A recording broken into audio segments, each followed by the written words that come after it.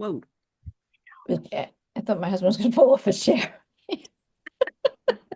All It's bad. right, we're talking about albumin and calcium because we talked about the proteins and there's a correction that I don't know if you guys know about the connection here, but we're gonna hit it. So last week we talked about albumin. It's protein produced in the liver. In the blood, it helps keep fluid from leaking out of your blood vessels, not from, it should be from. Um, you know how many times I proofread these slides and I still end up with typos? It just does not. I need a secretary, an editor. But form is also a real word, so you probably read it as That's from. why. That's why, because it doesn't pick it up, you know. I look for the little underlines because it does underline my typos, and then I go through and I read it, yeah, and then I read it backwards to just pick up words that might be, but it doesn't. All my tricks and things still fall through the cracks. So, anyway, it keeps fluid from leaking out of your blood vessels into other tissues based on osmotic pressure. So, it carries hormones, vitamins, and enzymes throughout your body and works to neutralize free radicals. So, what is the connection to calcium?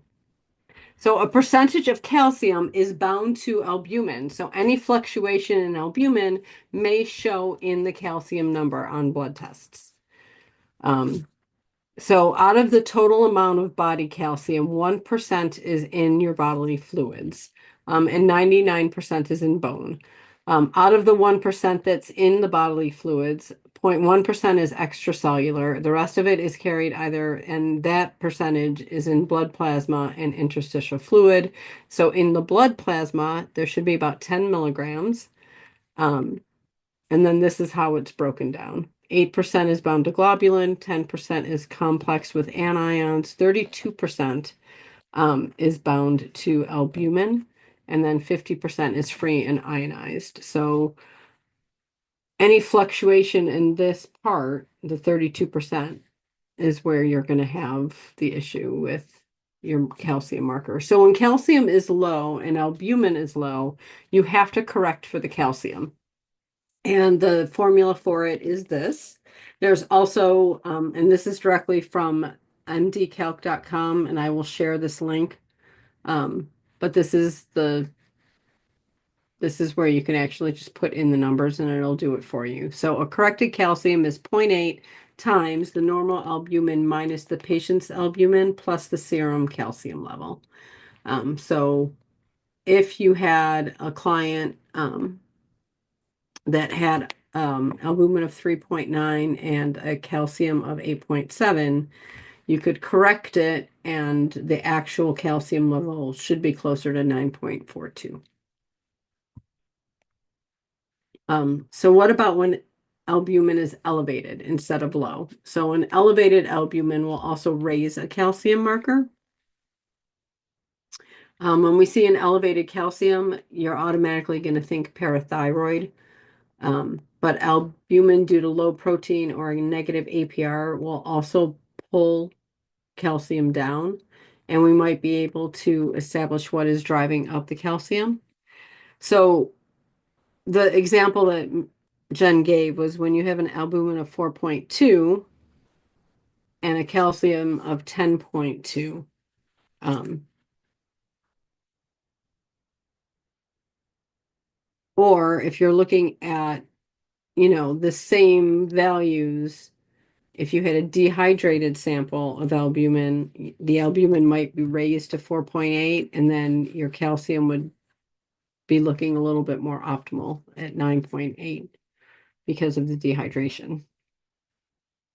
So, um, the other thing that comes up is serum chloride can be mildly elevated in a primary hyperparathyroidism. Jen mentioned it. I haven't looked at it, but the blood is tightly regulated. So the problem is you're never going to see big variations in these numbers. They're going to be slight and they're going to be tiny. But chloride is also elevated in dehydration. So you've got to kind of play with it and go, what exactly is going on when I'm looking at the numbers on a blood sample? right? When you're, is it dehydration? Is there, could there be something else going on here? And that's where you have to do a little bit of the deeper dive. Um, Last week we went through a ton of reasons. So I know, Michelle, you weren't there last week, but last week we went through all these reasons why albumin may fluctuate and go high or low. Um, so I wanted to mention this whole connection with calcium and albumin and having to correct for it.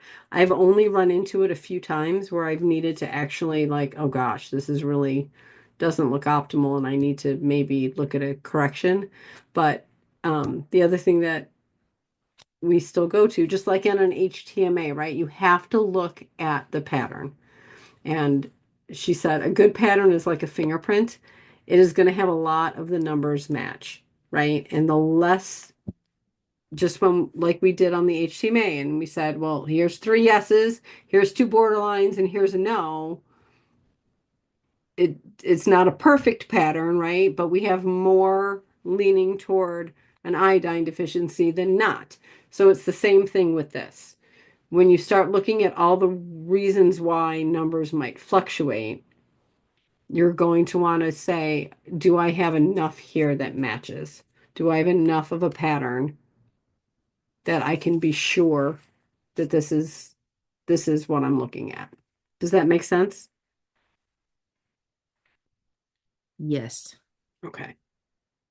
So, bottom line, if your albumin is way out of range, then you need to question the calcium number, basically.